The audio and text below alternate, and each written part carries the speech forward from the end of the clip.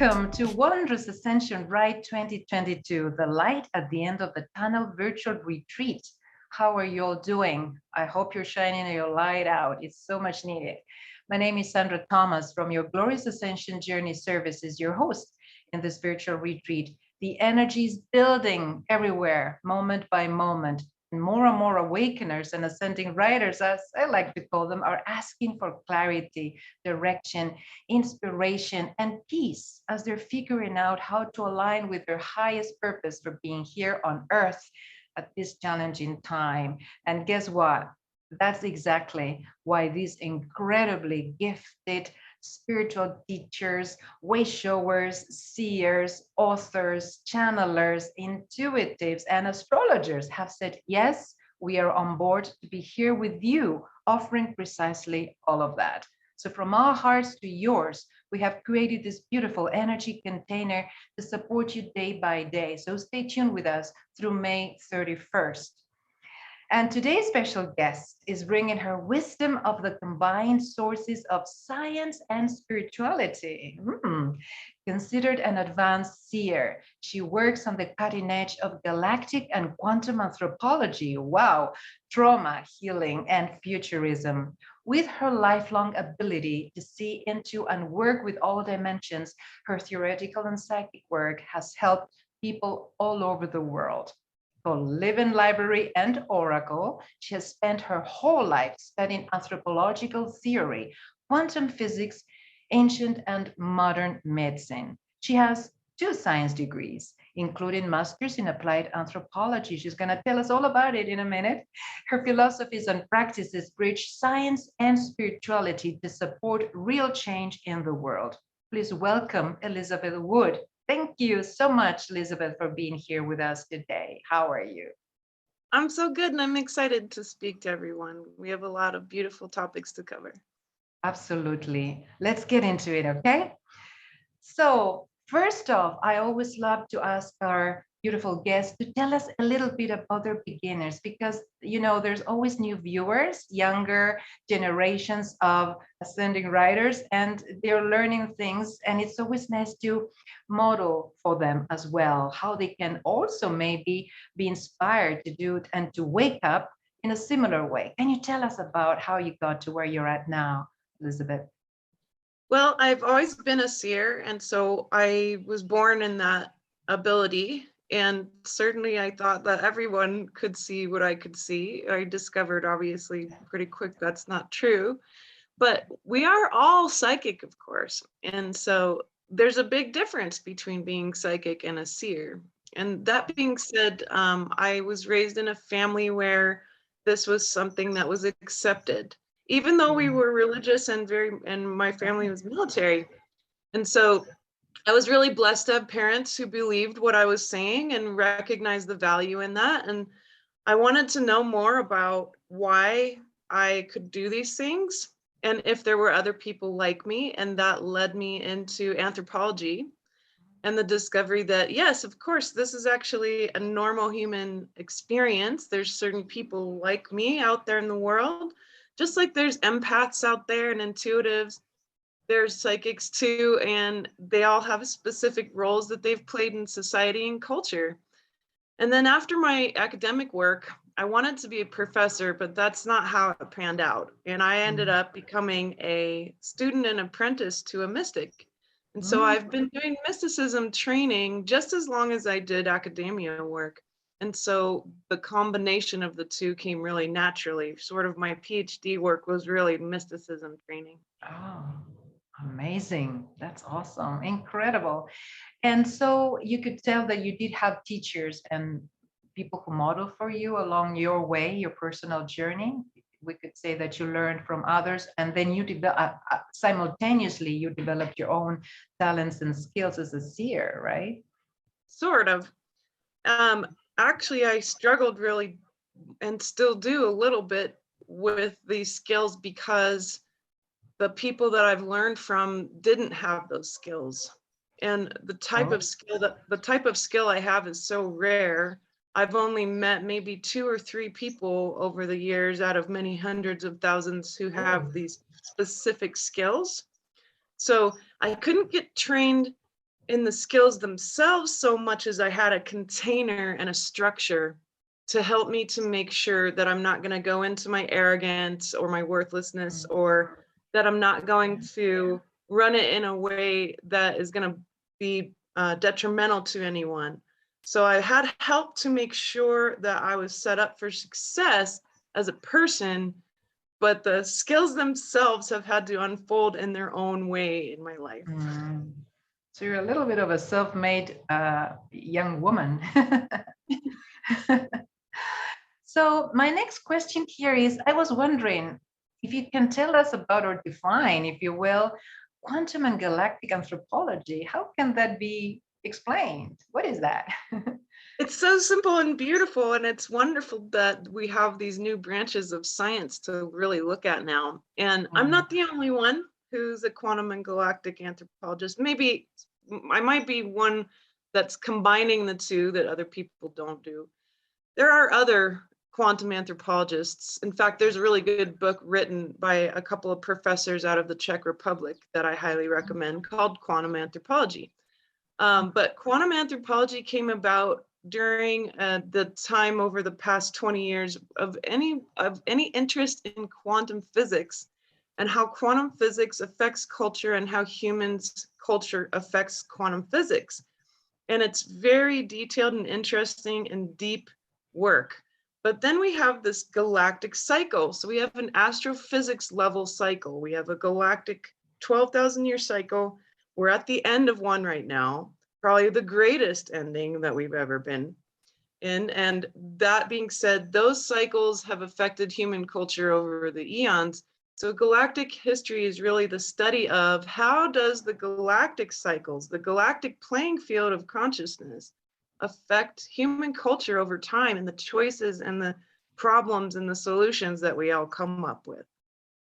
Awesome. Can you tell us more about that? How is that, all of that background that you just clarified so well, applies to what we're going through now, collectively on a planetary level, and of course on a personal level as well?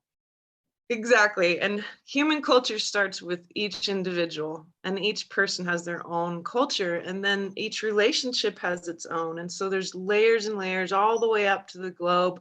And I would argue the galactic human history. And so the reason why it's so relevant right now is because this particular cycle that I'm talking about is in its peak. 25% of our electromagnetic field of the Earth is gone. It will continue to disappear. And at the end of every 12,000 year cycle, this occurs. And so our ancestors left us a lot of clues and a lot of different ideas about how to manage the various kinds of disasters that will certainly be occurring because of this. It's already there, available to us. We can see it now with things like a very minor solar flare destroying 47 satellites. So these things are going to continue to amp up.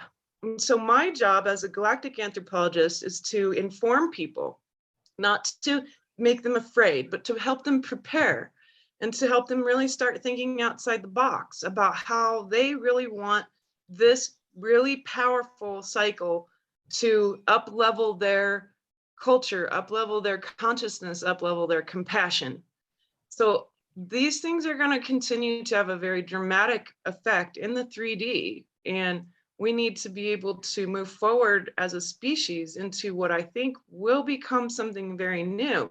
But this cycle is different because there's many factors that are different. We have more people on the Earth now than ever before. At the end of a cycle, there hasn't been nearly as many people as it is now. Secondly, the importance of our connection to other beings beyond this galaxy, and even in our galaxy, that are not human or have a humanoid background.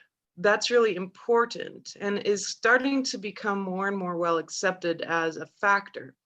And so this is going to continue to be revealed, and it's a bit of a distraction because they really aren't going to be able to help a cycle that they too are also involved in. It's more that we need to recognize we're on a bigger playing field. And that bigger, greater galactic consciousness goes beyond a global consciousness. And even global consciousness is brand new. 2009 was when global consciousness really came to the fore because of the internet. And so now it's the next step. Now we need to understand the galactic consciousness. And so this is forcing us into that.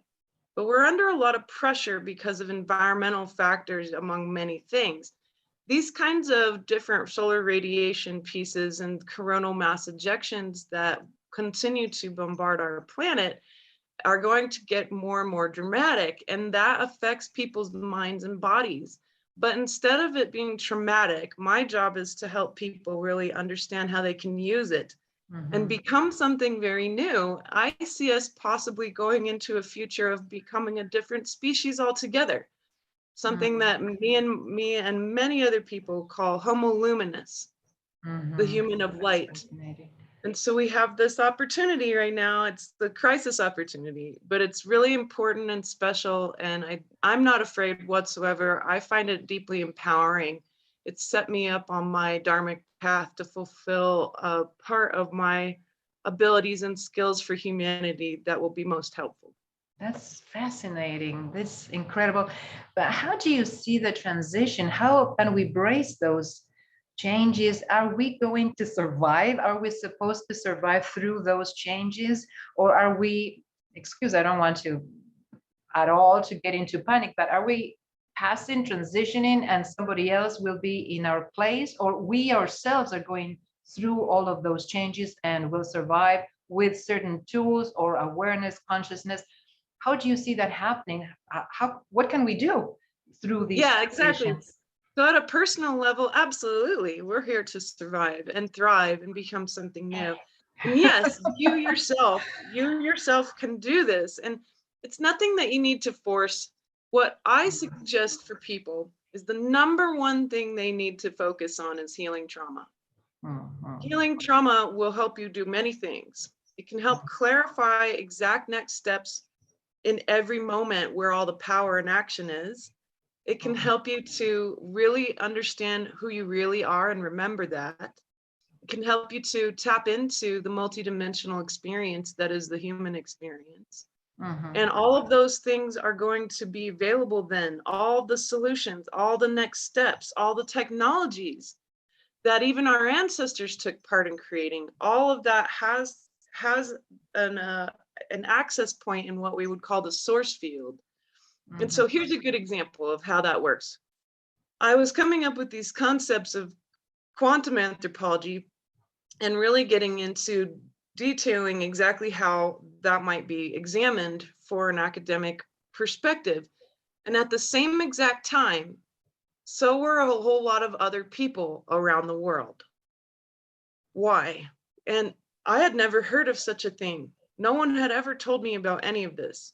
Why were a whole bunch of people studying a brand new branch of science all at the same time and naming it the same thing? Because we're all connected on a huge level. I call it Indra's net, the real internet. And Indra's net is where all this information happens. This is a phenomena that actually is trackable. And for example, like during the time of Tesla, there were 45 other people that the CIA was tracking during that time who were building similar technology, all at the same time without knowing each other at all. And so this is one of those beautiful factors of humanity that you can actually see occur over history. There's good examples of the fact that these kinds of informations get set up in the field, and then you as an individual tap into it for the benefit of your community and your life. So if you really want to access that field and you want to be able to access solutions and ideas and next steps that are going to help you and your family specifically, which is all that's necessary for you to worry about, really, then healing your personal trauma and then meditating and doing clean, nice emotional processes is really the best first things everyone should be doing. But the second next best thing is to be able to look at your cultural conditioning. See, a lot of the culture that we've been involved in has suppressed the exact information I'm sharing with you now, even though you can go look it up in astrophysics. it's really quite Hard to difficult find this to find. information. Yeah. Hmm. And so we need to clean up our cultures, but it starts with you. So I always like to Right. say, if you can work on your cultural conditioning and really starting to get into a state of non-judgment, learn how to communicate properly. We can never stop learning, of course, how to communicate better, Hmm. healing all of the different kinds of relationships, and then getting deeper into what we might call quantum and galactic anthropology. You can all do that. You don't have to have a degree to do that. And really Mhm. start understanding the as above, so below, and all the cycles that we're all part of. You will find yourself reconnected to a true human state that is going to help you move forward, not just survive, but thrive. That's the goal. Very nice. So you're talking about this generation, right, of all these changes. It's not that we have to wait for a long period of time before we see all that happening, because maybe we're a little anxious to see that happening. It's very exciting, yet, I mean, it's challenging in terms that this is something we've never experienced, right? Now, my question is, are we being assisted by the galactic family of light, as some call them? Are we receiving the support, technological, let us say spiritual, is it really out there, or is it really depending absolutely on us living It really on is the up to planet, us. right? Yeah, Mm. it's really up to us. Like, for example, I speak to all these beings, and including angels. And so one thing we need to understand is, unless the guidance is human, then the agenda is not a human agenda. Mm. So what I mean by that is, an angel has an angel agenda, No. and a Pleiadian has a Pleiadian agenda, and a Syrian has a Syrian agenda. And these may be in tandem with ours, but they have their own things they're trying to accomplish, and they're already affected by these cycles too. And Mm. so the angelic agenda, for example, is to go home. They don't want to be here. They want Mm. to take all their demonic brethren off this planet and go home to the seventh dimension. And Mm. so if you talk to them, really, you'll notice that they don't ask humans questions. And so that's one clue that you'll know it's an angel, because they don't ask people questions at all. And instead, they will urge you all the time to be sovereign, be in your power, be an amazing multidimensional human. They're here because they are concerned that we have been subjugated and oppressed and turned into slaves. And that's not what they wanted for us when they watched our new experiment here on Gaia begin. So from the beginning, they've been trying to keep us in a state of freedom and sovereignty, but ultimately they want to go home. And so everybody's got their own thing going on. And that doesn't mean they don't share information and ideas and technology, but your job as a human is to discern for yourself what your agenda is. What is the human agenda? And what kind of things that you're receiving from those guides, you get to decide if they're worthwhile or not them. They're not better than you. They're here, if they're really good guides, they're here to help you make sure that you are standing in your power. Mm. I sent my angels away over a decade ago. I told them, What's that? What do you mean you send them away?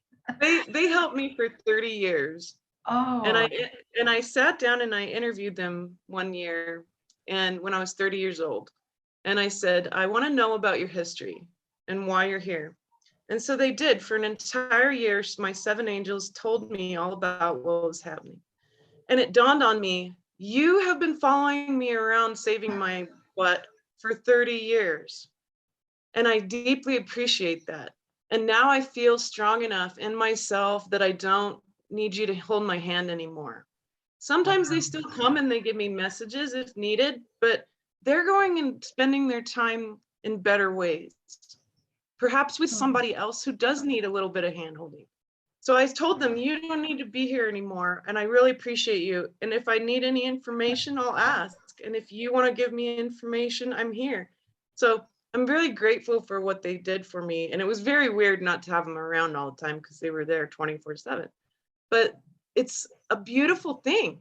to actually stand in your own power and say, Yeah. this is amazing. I am available now for you. I'm here for you now. You've been here for me, and now we are equals. And that's exactly how they saw it.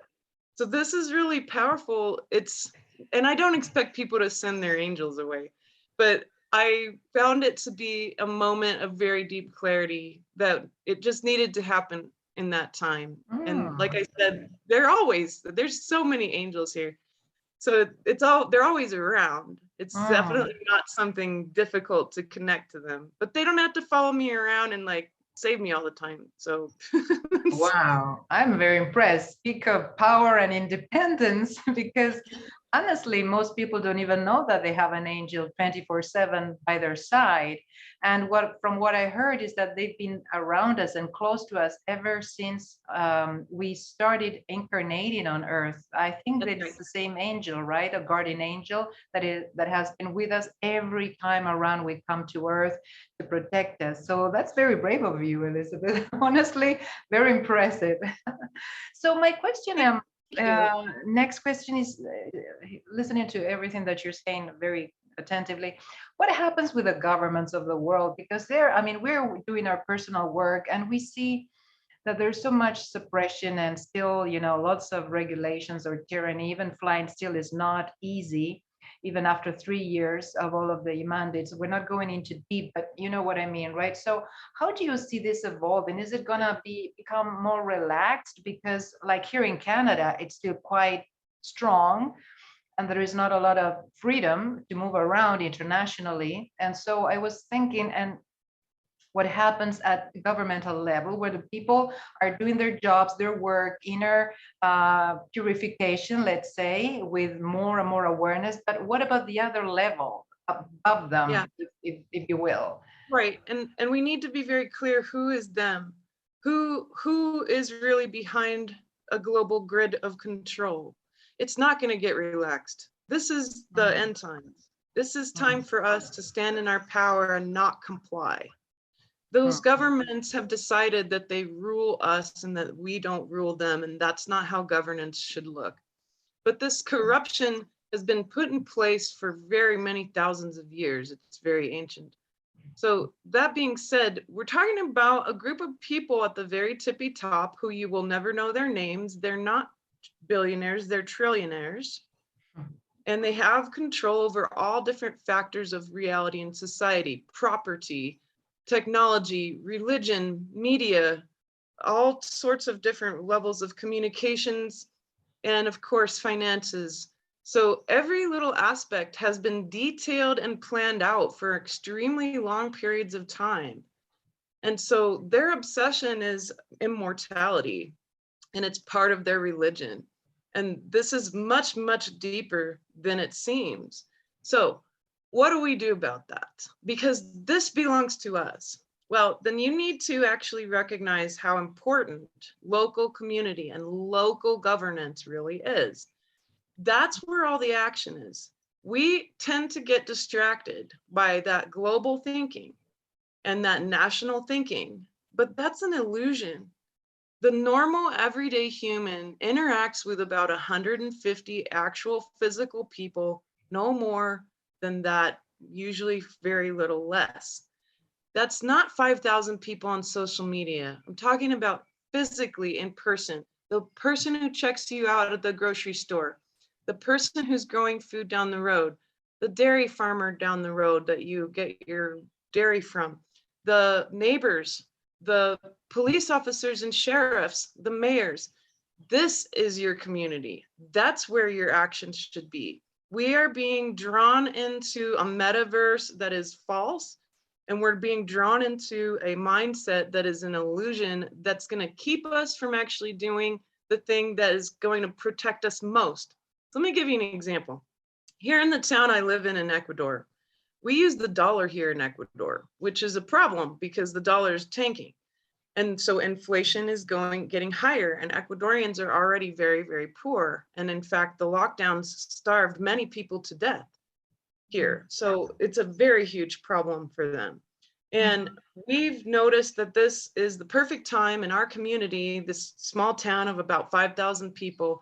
We're already meeting right now, Sandra, to put in place a local currency. This is something that's extremely easy to do. Bravo. Wow. I highly recommend everyone. I'm spearheading it. I'm going to be the head of the local currency committee. But it's really important that we start putting these kinds of things in place. The other thing is we have an assembly right here in Ecuador. It's a 5th tier of governance, and we are the assembly. The assembly of our town has the right to audit the government. And the assembly has the right to require answers from our mayor and require answers from the representatives of the federal government. So that's something that you too, no matter what country you're in, you have a right to require answers and get real science and real clarity. And don't let anyone tell you what the science is. And science is never settled. That's the point of science. Is inquiry all the time. It's changing constantly. And so that's going to get laid out.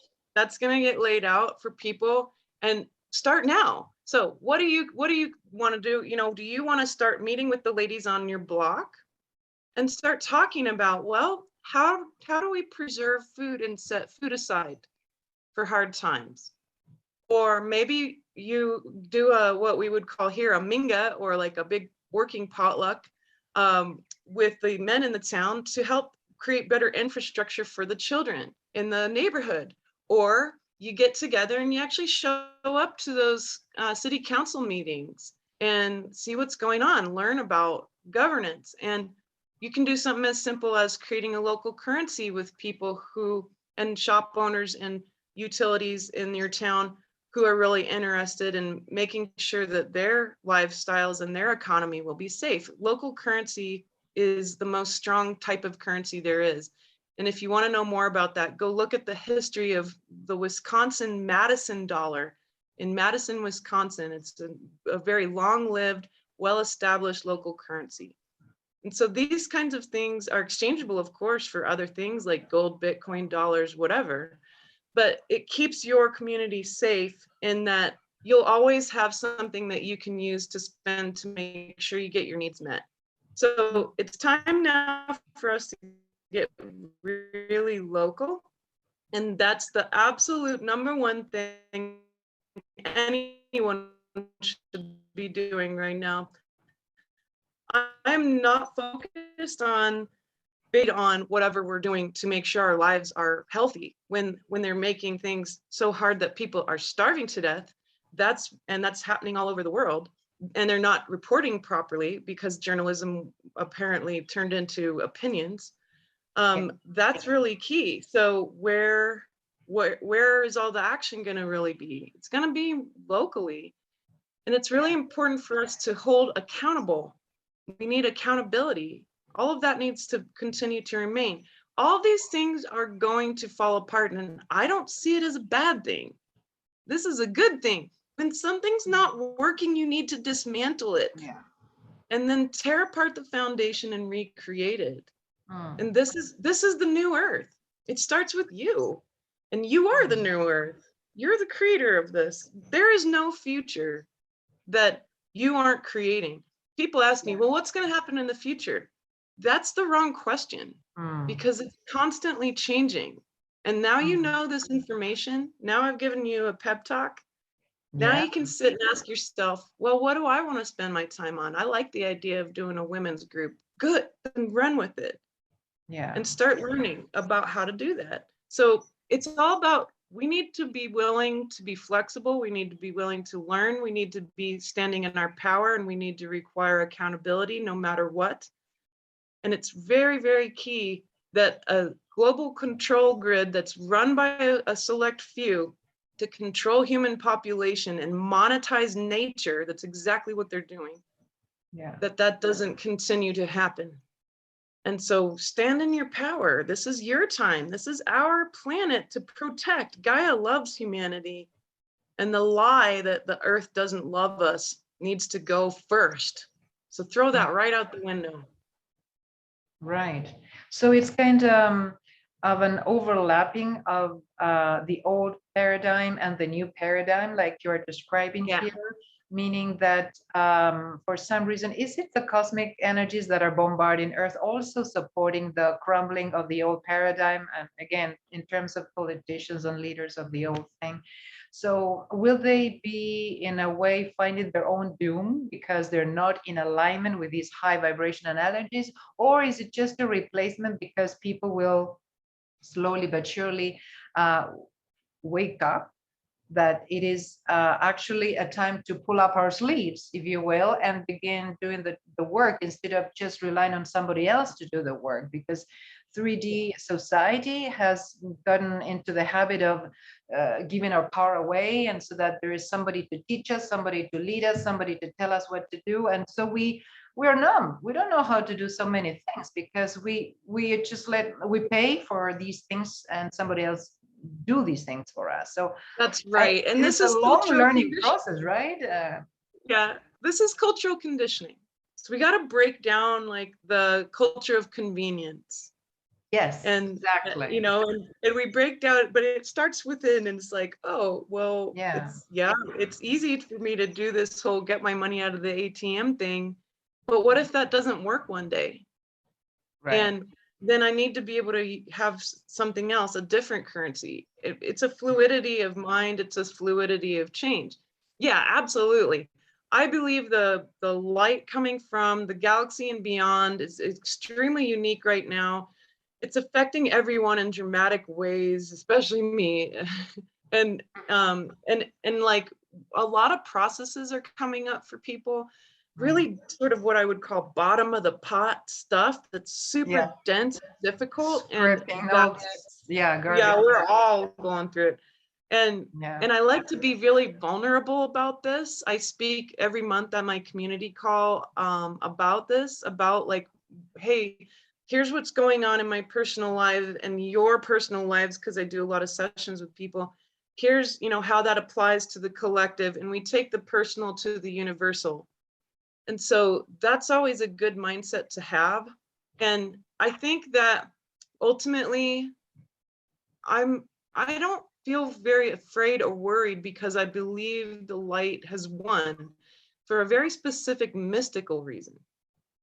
I do believe that yes, you're quite correct. These false creations like metaverses and virtual worlds, that they are so low vibe, there's no way they can survive in the form that they have. Mhm. So, and I believe that, we're going to have cell phones that are good for us, that actually help us, that are going to be healthy for our I bodies. cannot We're going wait to, for that, Elizabeth. I right? don't know what to do with the technology because I truly feel all the Dang. EMFs and it's so, but what can we do? We still need them, right? So it would be lovely to have It's a nice, healthy replacement. Yeah. it's as simple as the culture of life going up against a culture of death. And Mm. that is really what we're dealing with. But it's really key for us to recognize that all darkness, all density, all troubles, all trauma is simply consciousness under pressure. Mm. Consciousness is light. So when you're Yeah. feeling like this is hopeless, it means you're under pressure. It's not hopeless. When you recognize that you're under pressure, then that's what being awake is all about. And when we say to these elite evil folks that are truly evil, Mm. I understand you're under pressure. You've believed that in order to live forever, that you have had to do all these terrible things to Yeah. humanity. Yeah. And this is something that, of course, justice and equanimity need to come into play there. And that is something Yeah. we need to consider. What kind of justice are we really going to put in place? So it's got to be your perspective along with everyone else's around you that is extremely valuable and equal in that they are important. You can't leave out any facets of consciousness in this one. Mm. Yeah. But when you want to make new earth happen, it needs to start in your household. And that's Indeed. the first place to do it. So don't Indeed. be concerned about breaking down governance when the fact is if no one complies, it doesn't count. So that's really key. And if no, how is everyone going to stand in their power? Because their households, their neighborhoods, and their towns will be in order. And so it's a type of war. It's an unusual war, but it's an energy war. Right? Yeah, it's an energy war. But guess what? We have all the help we need. We have everything we need to make it happen. We have all the science and the social sciences to help us with this. We already have answers available. Yes, they have been suppressed and they've been hard to get, but it's getting less and less so, which is exactly what you're hearing from me today. Perhaps some of it's new, but you know what? The idea of getting your inner world in order is not new. The idea of being able to have intimate connection with your local community is not new. This is rather very ancient, and it's something you can depend on. That's where the hope is. Coming back to the roots, so to speak, Absolutely. right? To the beginning, organically, like an organic ascension. This is what I always pray for and I always work for, organic. Yes. Yeah, it's such an enlightening conversation. I'm so thrilled to talk about these things with you, Elizabeth. Now, do you think it would be a good time for a meditation that you can maybe guide us into? Yeah? I'd love to. And this one's really empowering. It feels really good. It is. Yeah. I really love these sort of conversation and topics because this is exactly what we're going through. Now is the time. Now, as we speak. You are it. You are the answer. Exactly. Yeah. It's inside you. So I want to show you just how powerful your awareness is in this meditation. Awesome. I want to give you what I might call an alignment, a configuration that is more true than what we're used to. So we are used to kind of having our personal bubble, and that's, if we're not in full empath mode, that's as far as we really attend to. But empaths, of course, they have a way bigger field, and all of us have it, what we might call the secondary field. And that field, it's really messy. It's picking up dark stuff all the time. Most of it's not yours. So I first want to help you to clear that outer field, and then I'm going to walk you into a different configuration that is more true to your nature as a human being, as a multidimensional being. So I want you to notice your outer field first, and then you're going to use your heart as your command center. We're going to ask the heart to do what we need it to do, which is to clean up that field, because 99.9% of that stuff out there is not yours. And it's not necessarily your job to identify it. It's using your field to move from point A to point B. So we need to give that permission to go. So what we would say then, and I like to say it out loud, but if you're doing this, you can do it anytime. You don't have to say it out loud. And you can do it in a grocery store or driving or whatever you want to do. But it cleans up the field. And you say, "Dear heart, please lift any energies that are not mine out of my whole body and field now." And then take a deep breath. And you'll find that something lifts. Sometimes it's really dramatic. Sometimes it's very subtle. But a lot of the times, myself and others have reported that colors actually become more vivid even. And it's because there was a bunch of debris energetically, literally, causing physical distortion around you. And when you feel this move, it feels really nice and big and clear now. And this is when we want to drop into this new configuration. So this new configuration, I want you to notice the core of light that moves through your body, right through the center of your body. It goes all the way up out your crown and down through your root. And so I want you to allow that core of light to first ground down into the heart of the earth. This is our home. She is our mother. She wants you to thrive. She wants you to evolve just like she has. And so we just bow to her in our heart. Thank you, dear Mother Earth, for allowing us to anchor and be here on your body. And then allow that light to move up and all the way through your heart, up through the core of your body, out the crown. And I want that top piece to go all the way to the center of the universe. Some people call it the central sun. It's actually not a sun. It's a conglomeration of lots of galaxies really close together. It looks like a big, bright, powerful place. And let that touch the center of the universe. And you can feel, wow, I'm a lot more capable of this, and I'm a lot bigger than it seems.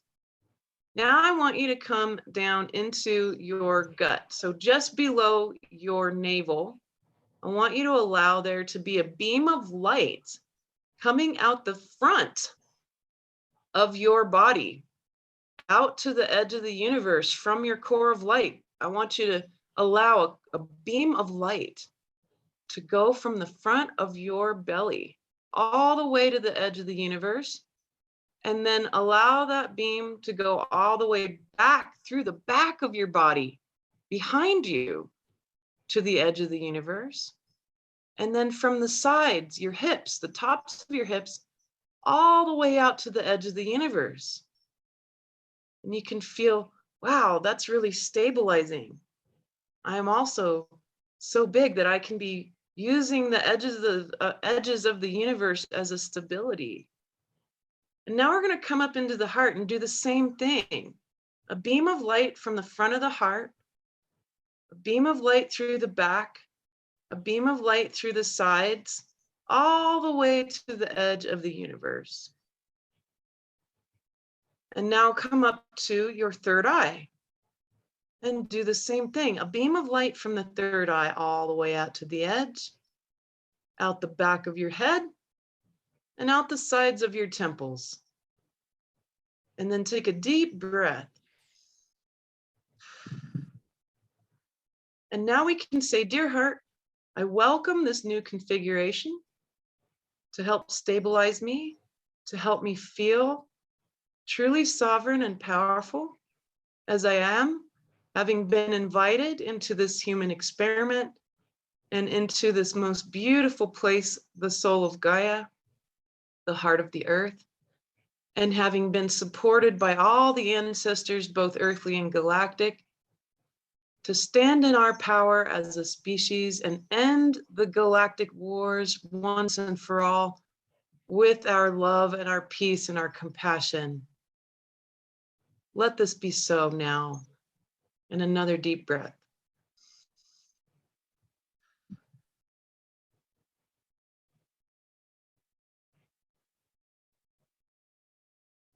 Very good. I hope that you'll find this useful to you. And you can play with it and modify it as you wish. Very beautiful. I could feel all the beams up and down to the sides. It's very refreshing. I can tell the effect of the cleansing energy going everywhere. Thank you. That was very beautiful. It helps my body feel peaceful.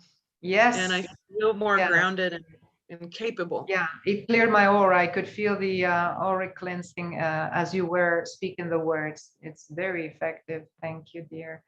So yeah, so I know that you have a couple of great offers that you would like to tell us about. Can you share that, Elizabeth? I'd love to. So I have a special a $97 offer I want to offer you. And I had to really think about this and kind of, I kind of dreamt it last night. So couldn't be fresher than that. Exactly. So I have 10 classes to support you right now. The first one is Quantum and Galactic Anthropology. I actually taught a really great 3-hour class. It's all about creating real change. It's also based and rooted in some of the work that I did when I was in academia. I created predictive models and I was successful at it. And I was able to talk about and create really broad heuristic theories about change and how change works and how we can create change faster, which I think all of us want to know about right now. Yes. And so I'm going to give you the methodology and the tools to be able to understand change better and begin to implement it with this class. So it's a very powerful, unique class. The second class is Dissolving Cultural Conditioning. And I believe there's actually 2 parts to this. Yes, there is. So this class is something you really want, because I walk you through exactly how to dissolve cultural conditioning. And because you'll have it forever and ever, you'll be able to listen to it and get lots of new things out of it every time. And so that's all classes already. Then I give you a second set of classes, a communication healing. So a compassionate communication healing class, which is a healing that you receive. I help walk you through a deep healing in yourself around communication. So many of us have been traumatized by communication. And so that's really important that we heal that. But then I train you how to use communication effectively in order to create more healed relationships. And this goes for anybody, with your kids, your partners, your neighbors, the mayor, whoever you might be mad at, or friends that you love. This kind of training is going to be life-changing, because most of us are not taught properly about communication. So I can't wait for you to be able to really dive into that. So that's already now 5 classes. Then I'm going to give you what's called the healing of the masculine and feminine gateway. It's time for us to really pay very close attention to healing the masculine feminine dynamics. And in this class, I talk about the history of masculine feminine dynamics before the patriarchy, what the patriarchy really was, which was more of an oligarchy, because men suffered from the patriarchy too. And we're going to really look at and unravel all of this so that we can balance out our relationships within and outside of us with the masculine feminine dynamic. So that's 6 classes. Then I have 4 more. So it's actually getting nice and juicy here. I have a multidimensional mastery course, right? And each class, there's 4 of them. Each class is about 2 to 3 hours long. The first one is called the playground of time. Most people have the concept of time completely wrong. We've been told that we're on timelines. That's not real. And so I have a very different perspective on time. And I want to give you back your power around time.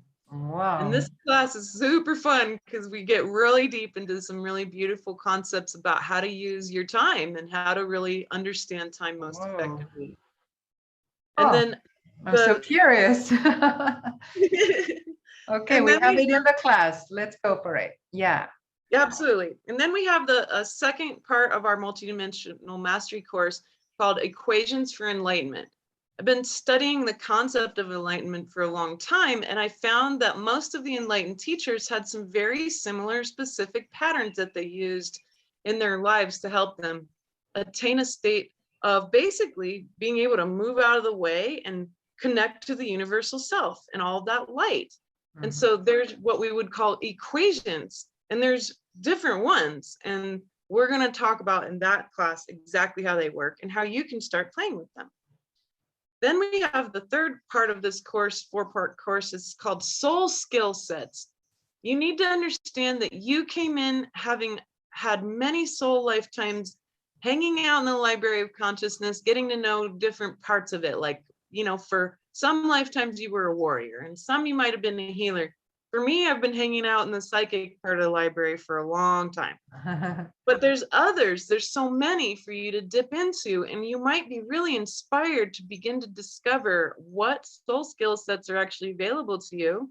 And then a bonus class that actually goes in to describe exactly how to up level them, because each soul skill set has different levels. Just like you don't start out as a professional master of something, you got to learn and get better at it. So like you might start out as a psychic, and then you up level to a seer, and then you finalize your mastery as an oracle, for example.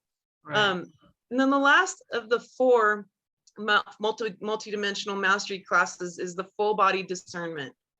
I want you to be able to discern the truth. You don't need other people to do it. You have a human body. So I want to give you exact steps of how to discern what is true, what is next, what's the next best step for yourself using your whole body. And that class is really special.